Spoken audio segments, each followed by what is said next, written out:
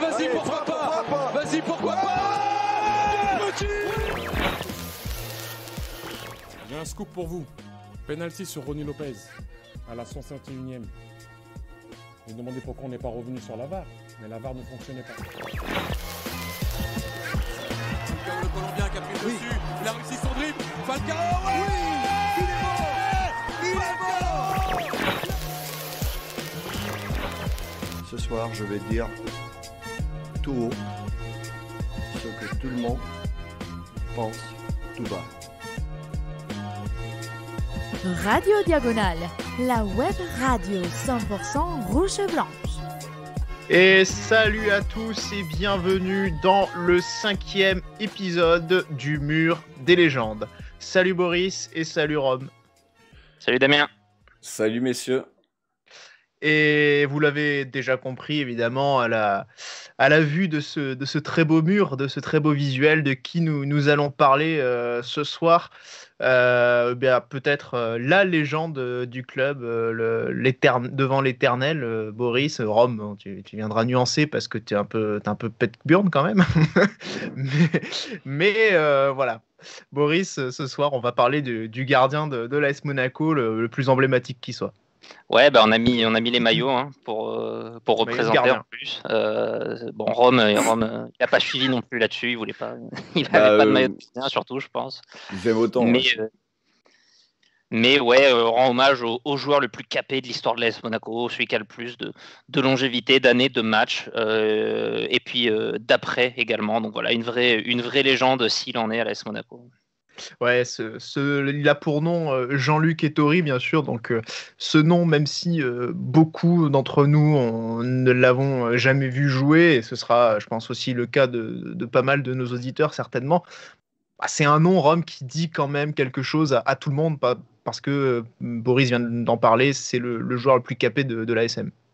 Ouais, c'est pour ça, c'est clairement la légende du club. Quand on parle de longévité et même de palmarès, forcément, les deux vont ensemble.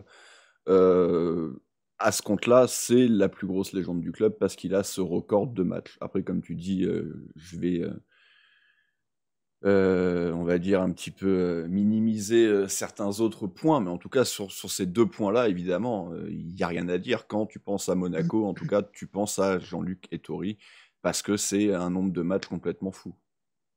Ouais, c'est un nombre d'années de saison complètement fou. Alors, on en compte 17, mais il y en a une 18e aussi qui rentre dans le lot.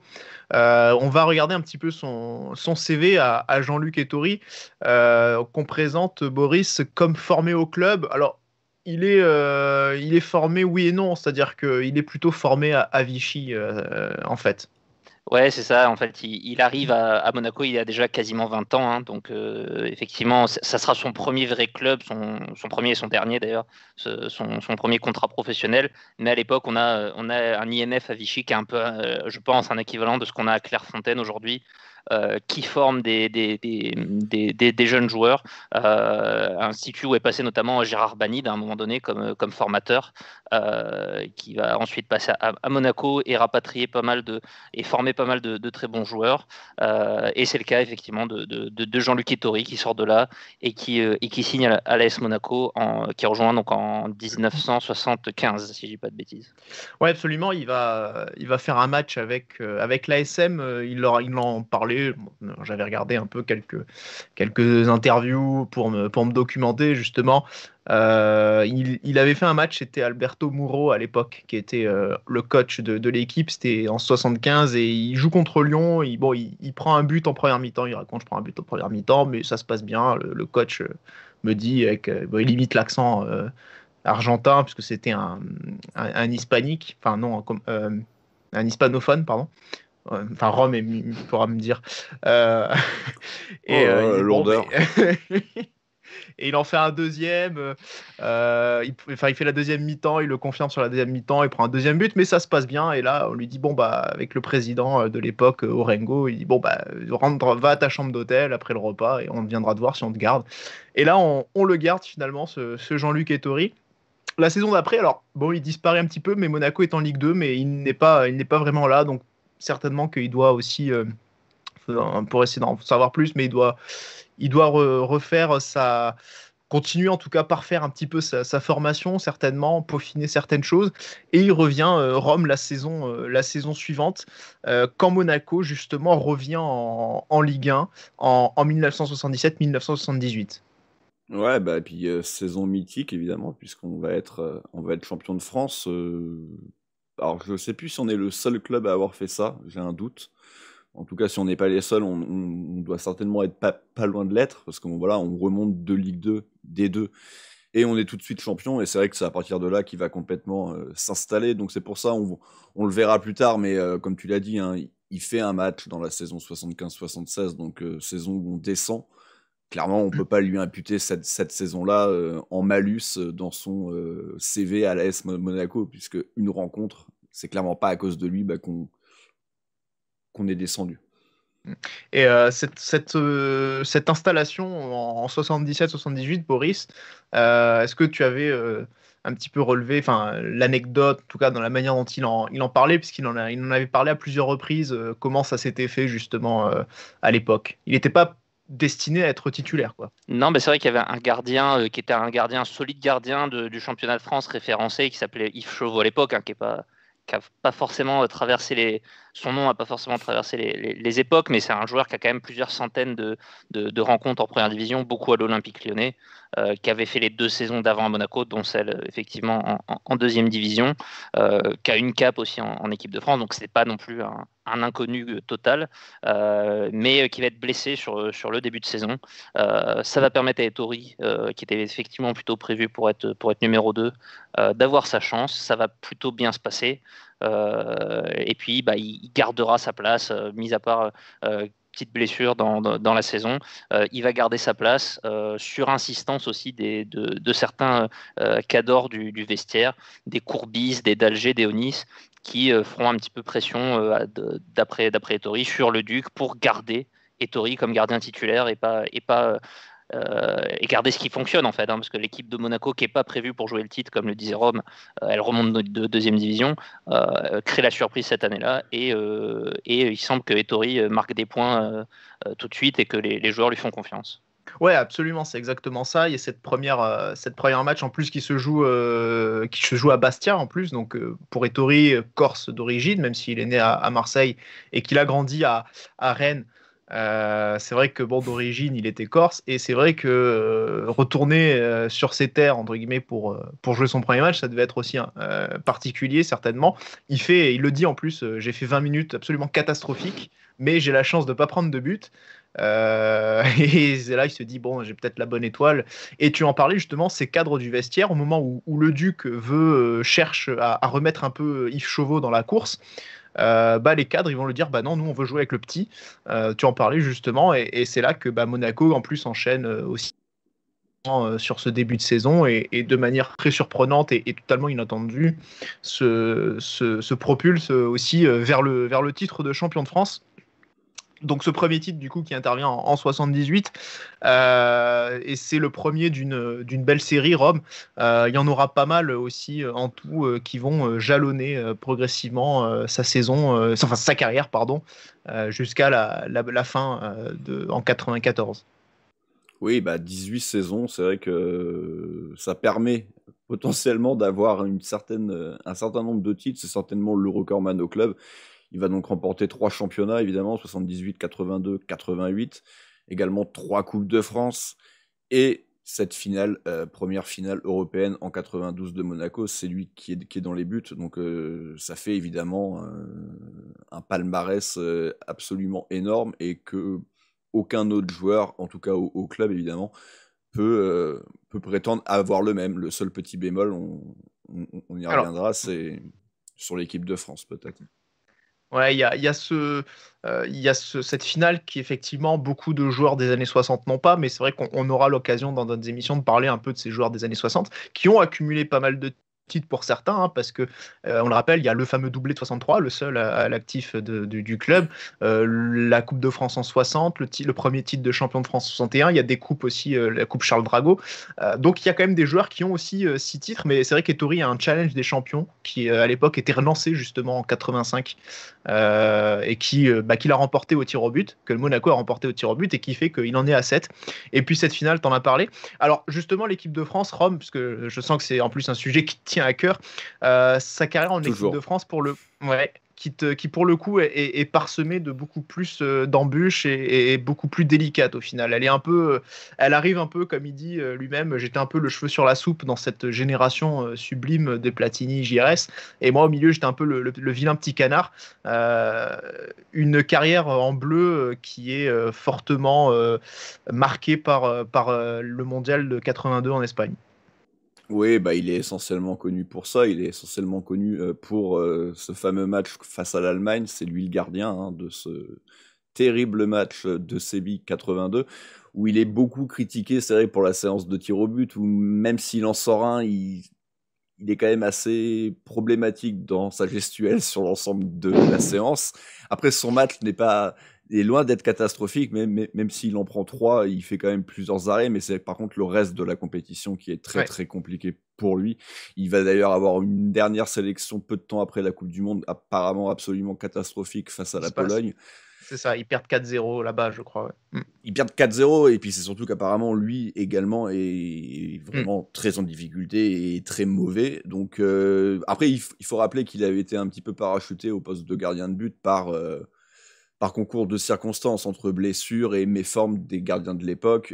Il n'était pas du tout censé être titulaire de ce mondial-là. Et au final, il aurait pu être un héros. Si ne serait-ce s'il y avait eu que cette demi-finale de remporter, on aurait oublié tout le reste de la compétition. Malheureusement, ça n'a pas été le cas. Et c'est pour ça que je disais tout à l'heure que il y avait des trucs un petit peu à minimiser. Pour moi, c'est quand même une grosse tâche dans son CV, le fait de ne pas avoir franchi réellement ce palier-là du niveau international dans en plus, la deuxième grande équipe de France. Boris, c'est vrai que ce parcours en équipe de France, il faut en parler parce que, mine de rien, ça conditionne beaucoup de choses sur la suite de sa carrière, mine de rien. On a un joueur, comme disait Rome, qui fait son meilleur match paradoxalement en demi-finale, alors que son début de compétition est vraiment très difficile. Il le reconnaît, hein, il admet lui-même que il a fait des mauvaises choses, enfin que c'était pas des bonnes choses.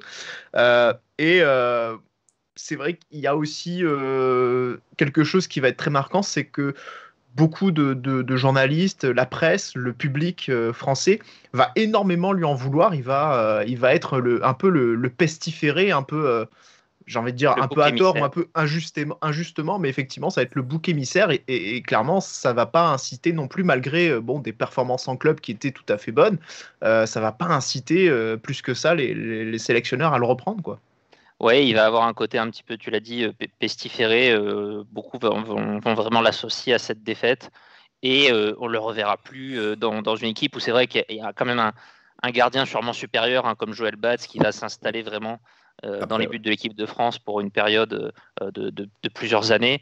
Mais c'est vrai qu'un Jean-Luc Ettori ne parvient même pas à avoir sa place, on va dire, dans un groupe France en deux ou troisième gardien. On ne le reverra plus du tout passer ce match contre la Pologne, alors qu'effectivement, ce sera toujours une référence dans le championnat de France.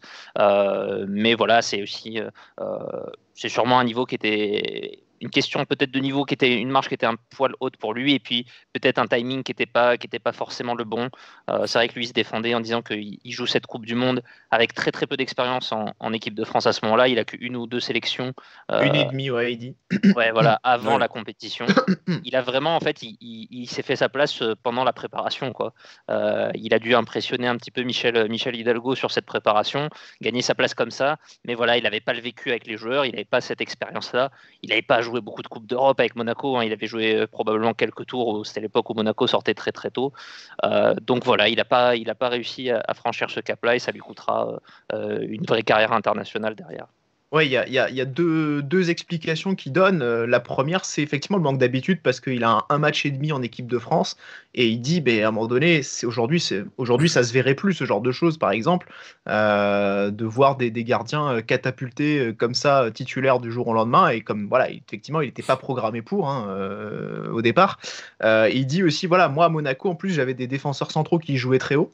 Alors que moi j'avais Trésor et Janvion qui jouaient très bas et moi j'aimais avoir de la place et il disait j'avais du mal à me synchroniser avec Marius Trésor quoi. Donc c'était vraiment voilà cette notion d'expérience et puis bon il se cache pas aussi hein, parce que c'est quelqu'un qui a un certain franc-parler et qui ne se cherche pas trop d'excuses. Il se dit voilà tout simplement c'est la pression, c'est le trac. Il est dans le couloir avec les Anglais d'un seul coup les Anglais sont beaucoup plus grands que lui et puis il rentre dans le stade à Bilbao voilà, c'est vrai c'est qu'on une a oublié de le particularité, préciser. on va en Ouais. parler. Ben, on va en parler après justement sur le profil du joueur aussi. Mais c'est vrai que voilà, il dit bah, d'un seul coup, stade chauffé à le blanc à Bilbao, la pression, le trac, et bah, je pense qu'à un moment donné, il a raté changé quelque du Louis chose. II, ça. Ouais, il a dû rater quelque chose Surtout avec l'ancien Louis II à l'époque. ouais, cette pression. En tout cas, bah, voilà, de Jean-Luc Ettori qui est un peu sifflé un peu partout en France par la suite, bah, il trouve aussi à Monaco un refuge, un cocon qui lui permet d'évoluer en plus grande, avec une plus grande sérénité et finalement de Rome, quelque part, un petit peu redorer son image aussi. Quoi. Oui, bah oui, très, très clairement, à Monaco, ça va pas poser de problème. Il va continuer à être notre gardien. On l'a dit, 82, donc c'est la Coupe du Monde, mais c'était également le deuxième titre de champion de France. Il va y avoir une Coupe de France 3 saisons plus tard, également ce titre de 88. Donc ça va clairement pas, en tout cas, l'affecter sur sa carrière à Monaco. Même si on peut penser, même si à l'époque ça se faisait pas trop, mais peut-être que s'il avait fait un grand mondial, eh ben, les 18 saisons au club, elles n'existeraient pas. Hein. Oui, c'est vrai qu'il dit, voilà, après, il se justifiait en disant que voilà, finalement, les offres ne sont jamais vraiment venues, mais en Voilà. même temps, à Monaco, euh, pourquoi quitter ce qui se faisait de mieux en France? Et c'est vrai que quand on voit les résultats, bah, on est clairement un club qui vise très régulièrement le top 3 du championnat, qui est régulièrement qualifié en Oui. Europe. Et après, c'est vrai qu'il aurait été tenté par l'étranger, mais voilà, pour le coup, aucune offre aussi n'est venue. Donc bon, cette carrière, entre guillemets, Une par autre époque défaut, aussi. Hein. voilà, à Oui, Par relativiser. Platini et Didier Voilà. Six, il y avait très peu de joueurs qui ont connu l'étranger à cette époque. C'est vrai aussi, mais voilà, bon, effectivement, en tout cas, un gardien ne reste pas non plus 18 ans en étant mauvais. Voilà, très clairement, c'est qu'il y a un certain niveau, un certain standing à un oui. moment donné. Euh, et d'ailleurs, par rapport à Monaco, il dira aussi, et c'est assez fort, c'est plus fort que de jouer à Saint-Etienne ou un autre club parce qu'on représente aussi un État.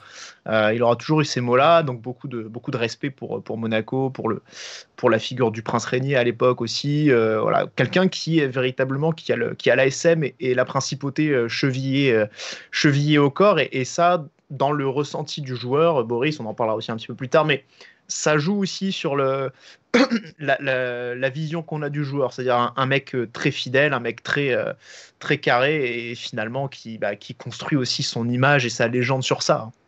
Ouais, bah, de toute façon, on l'a dit, 18 saisons, mais c'est même 33 ans au service de l'AS Monaco, hein, si on compte les différents rôles qu'il aura par ailleurs. Ça va de 75 à 2008, plus ou moins.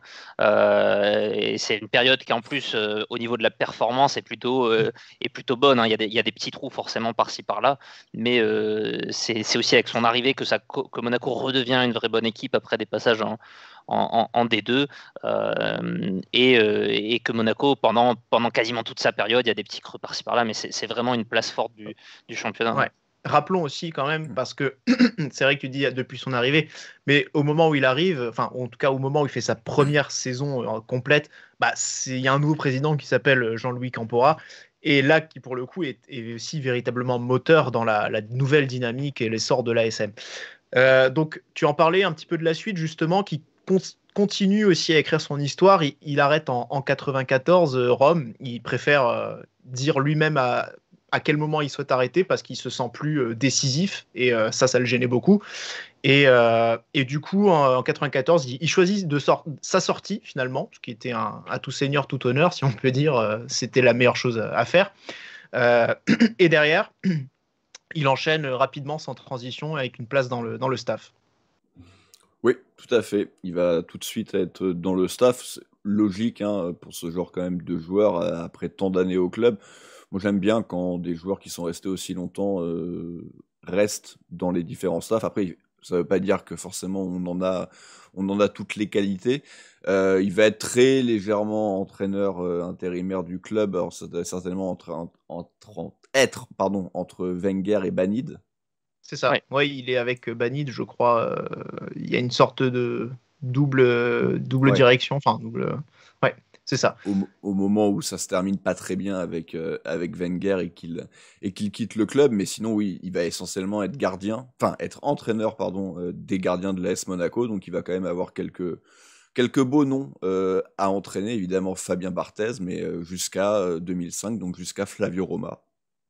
Ouais, alors autant Barthès avait un talent déjà reconnu et Oui. immense, mais il a aussi aidé d'une certaine manière à se développer jusqu'à ce que Barthès aussi soit reconnu comme le meilleur gardien du monde, un des meilleurs gardiens du monde, ça c'est sûr, mais peut-être le meilleur gardien du monde à l'époque de l'AS Monaco, et aussi un gardien sur lequel au départ on mise pas forcément beaucoup avec Flavio Roma, qui parvient aussi à le développer et lui faire donner toute sa pleine mesure.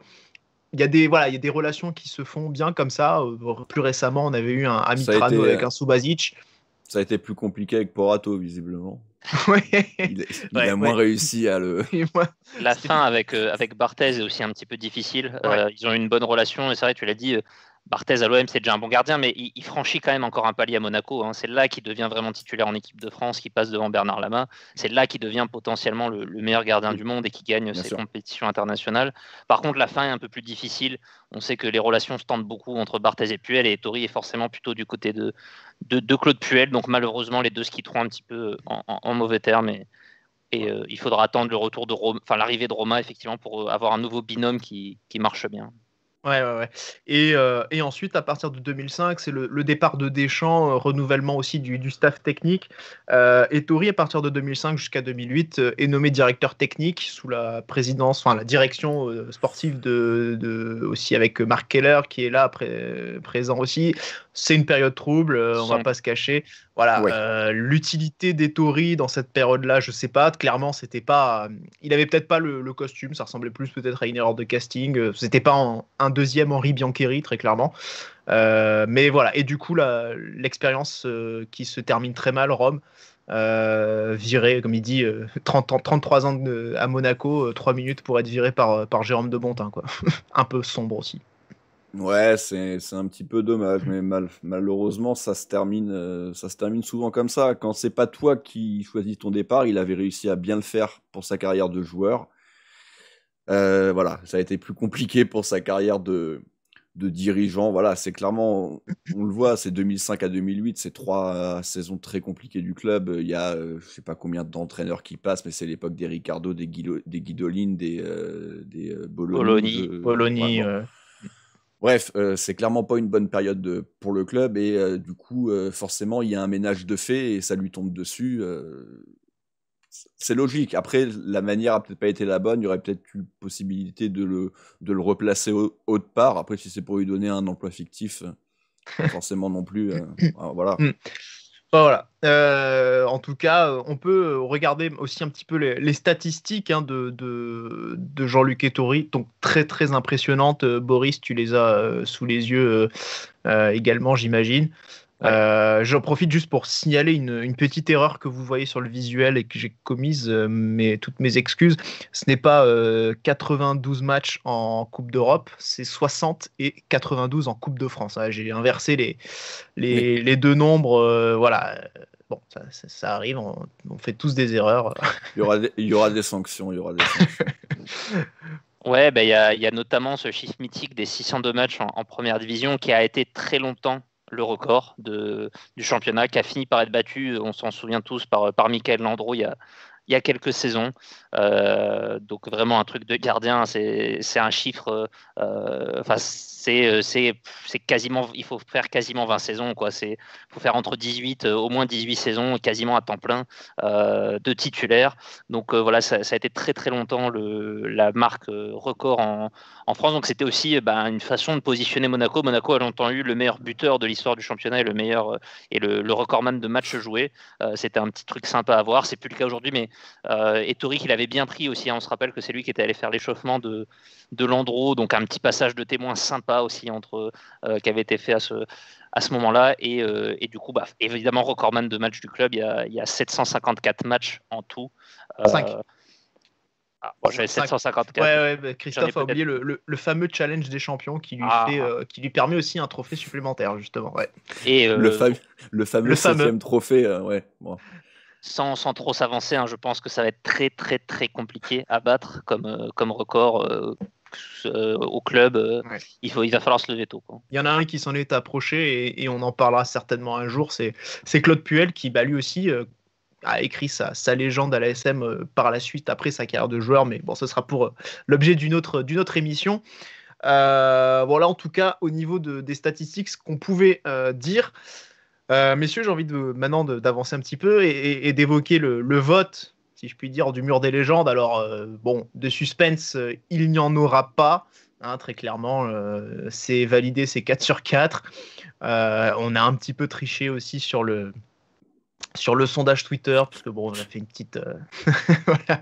On voyait le 100% en vérité. On avait mis un oui et un non, mais qui veut dire oui. Donc certains, à mon avis, je pense qu'il doit y avoir 3-4% là-dedans qui ont dû jouer la blague jusqu'au bout. Voilà, c'est évidemment un très gros score et très certainement que ça n'aurait rien changé quant à la présence d'Ettori sur ce mur des légendes, messieurs. Nous, on a tous voté pour avec beaucoup de critères remplis. Parlons d'abord de celui du niveau, parce que finalement, dans ces critères-là, c'est un petit peu celui qui fait tâche et ce qui permettra d'aborder un petit peu le profil du joueur. Rome, alors vous l'avez mis à 2, moi je l'ai mis à 3, je l'ai un petit peu rehaussé. La première difficulté, messieurs, quand même, c'était aussi de trouver des matchs, avoir des séquences vidéo où on peut aussi observer le joueur. Il y en a évidemment, mais c'est vrai que c'est résiduel au regard de ces 750, 760 même, puisqu'on compte les sélections, matchs en tant que joueur professionnel, quoi.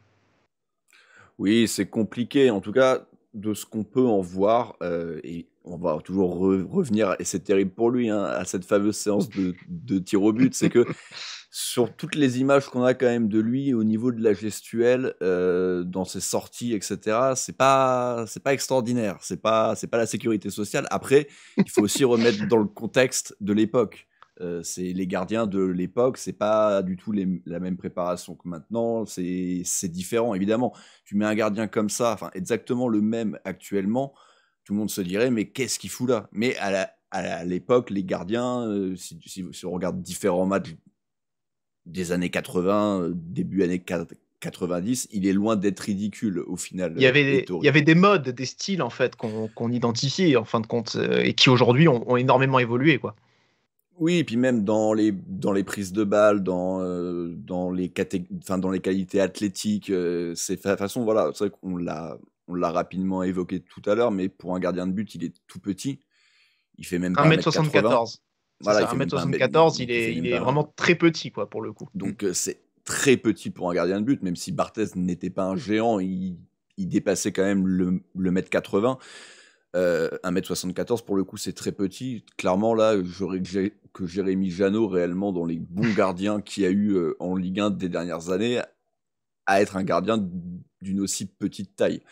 Donc clairement ça pouvait jouer aussi contre lui dans tout ce qui était sortie aérienne. C'était un gardien par contre qui était plus intéressant et plus utile réellement sur tout ce qui était arrêt réflexe sur sa ligne, du fait aussi certainement de son petit gabarit, ça permet d'être un petit peu plus, on va dire, réactif, en tout cas sur le papier, mais il n'empêche qu'il y a beaucoup d'images de lui qui font un petit peu peur, il y a beaucoup aussi de compte rendu de match où il est souvent un peu pointé du doigt. Après c'est logique, il y a 18 saisons, il y a 750 matchs, donc forcément qu'il y en a des mauvais.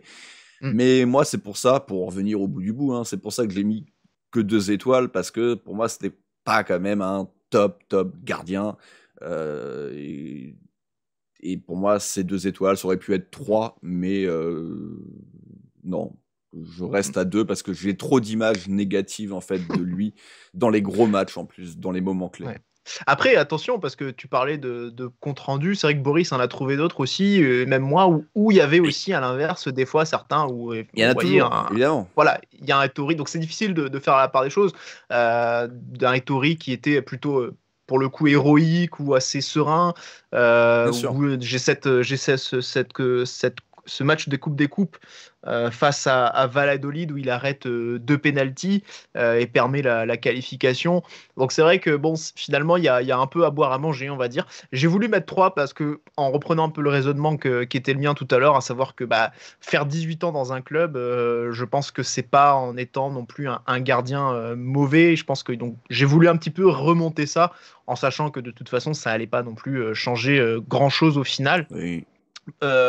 Boris, une petite chose au niveau du style aussi, c'était un joueur qui aimait bien s'éloigner de la surface de réparation, qui aimait avoir beaucoup de liberté. Et c'est vrai qu'il le disait, il y a des grands joueurs. Maintenant, aujourd'hui, on a beaucoup de grands joueurs qui vont dans la boîte. C'était beaucoup moins le cas à l'époque. Et du coup, il avait beaucoup plus de liberté. Et ce qui fait que sa taille a moins impacté.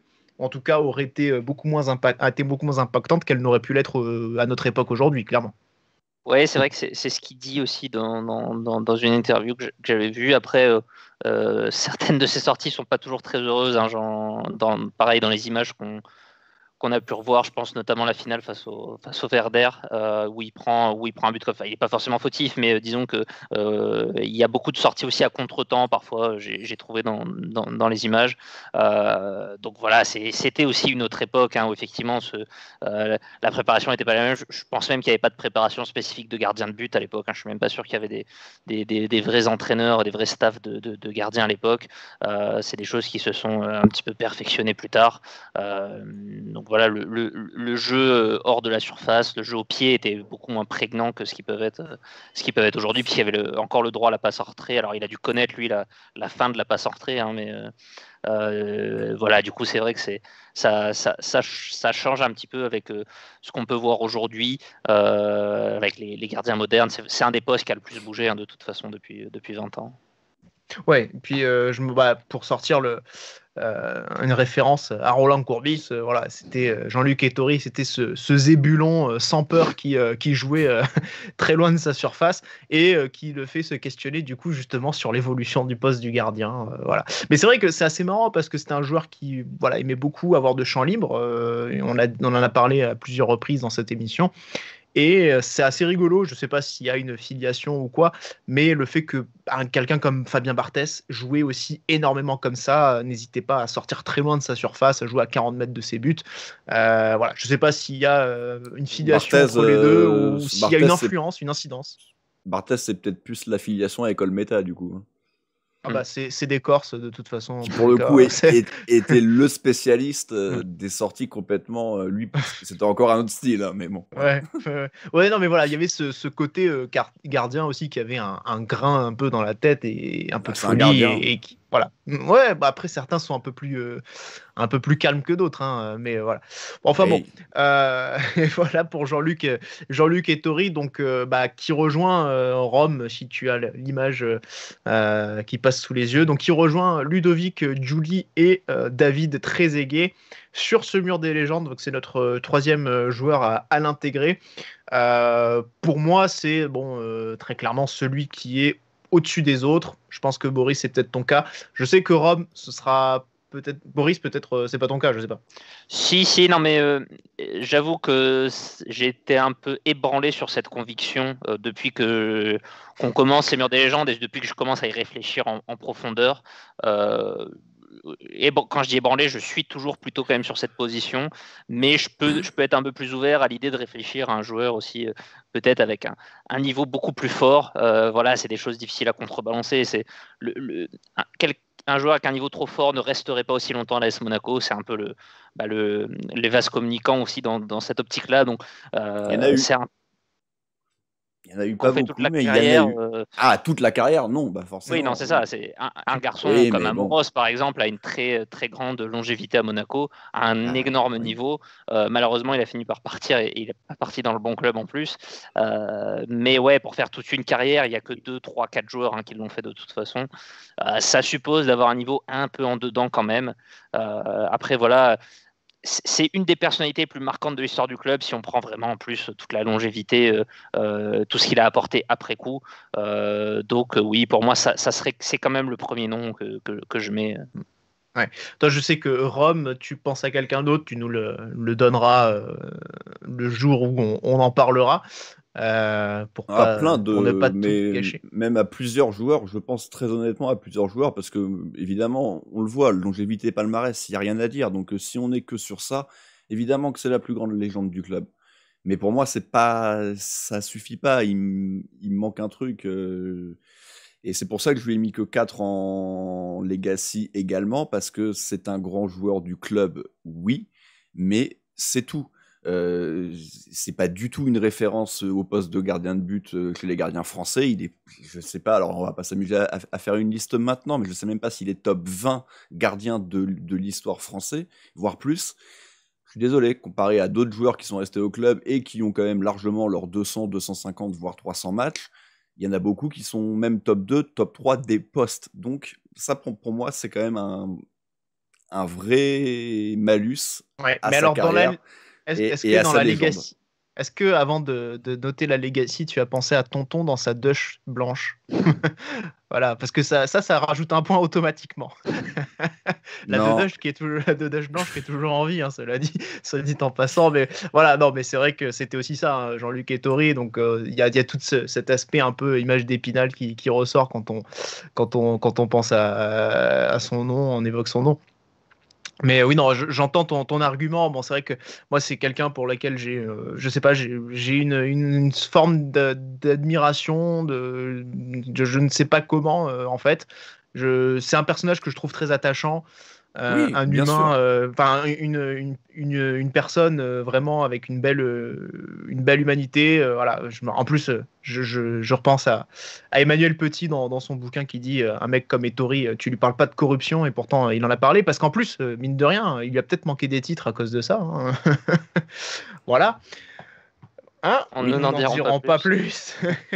Mais bon, voilà, c'est vrai qu'il y avait une droiture, une honnêteté et voilà, une sympathie qui font que j'ai une affection toute particulière pour le personnage, et sans doute beaucoup plus que pour d'autres joueurs marquants. Bon, c'est des choses qui ne se maîtrisent pas, en tout cas qu'on a tenté déjà de notre côté de rationaliser un petit peu avec cette catégorie Legacy, en la contrebalançant aussi avec d'autres. Voilà ce qu'on pouvait dire sur Jean-Luc Ettori. Est-ce que vous auriez éventuellement quelque chose à rajouter sur lui ou non? Non, merci Jean-Luc, hein, parce qu'effectivement, c'est vraiment un énorme pan de l'histoire de l'AS Monaco. Hein. C'est le seul joueur, je pense, qui a 3 titres de champion, ne serait-ce que ça. Il est d'une façon ou d'une autre des 2 finales européennes. C'est vraiment une époque de gloire. C'est 30 ans assez glorieuse de l'AS Monaco, et c'en est un artisan. Et voilà, on garde beaucoup d'affection pour lui, effectivement, même si aujourd'hui il est loin. Ouais, à Tours, exactement. Voilà. Du coup, pas de critiques sur Tours pour rejoindre les critiques sur Rouen. Non, par contre, je cherche pas de ville moyenne à Tours. C'est sympa, Tours. C'est plutôt sympa pour le coup, Tours. Ouais. Ah, c'est vrai. Non, par contre, j'attendais une petite blague sur l'INF Vichy, mais bon, c'est jamais venu. Mais bon, t'as l'émission Thuram pour te rattraper si tu veux. Allez, on va arrêter là avant que ça dégénère. Donc, du coup, le prochain rendez-vous, en tout cas dans les commentaires, surtout n'hésitez pas à nous dire si vous avez eu des souvenirs. Pour ceux qui ont pu le voir jouer sur Jean-Luc Ettori, n'hésitez pas à partager ça dans les commentaires sur le live de Twitch, et évidemment sur YouTube quand l'émission sera disponible en rediffusion. Ce sera très rapide. Prochain rendez-vous, messieurs, du coup, ce sera la rencontre face à Saint-Etienne. Donc ça vient ce mercredi, donc ça va être très très rapide, hein. C'est pour conclure l'année civile. Voilà, donc on se retrouvera pour un débrief. Alors par contre, ce sera pas un débrief en live. Enfin, on va essayer, mais c'est pas du tout certain. On essaiera de faire ça au mieux. Compliqué. Et puis le prochain Mur des légendes, ce sera une émission, du coup, je vous ai un petit peu déjà dit, ce sera Lilian Thuram. Alors là, on fait une petite pause, une petite coupure la semaine du 28, hein, parce qu'il faut quand même qu'on se repose aussi. Ce sera donc le 4 janvier 2021, donc pour débuter la nouvelle année. Voilà, merci Boris et merci Rome, merci à tous de nous avoir suivis, et puis portez-vous bien. Ciao, ciao.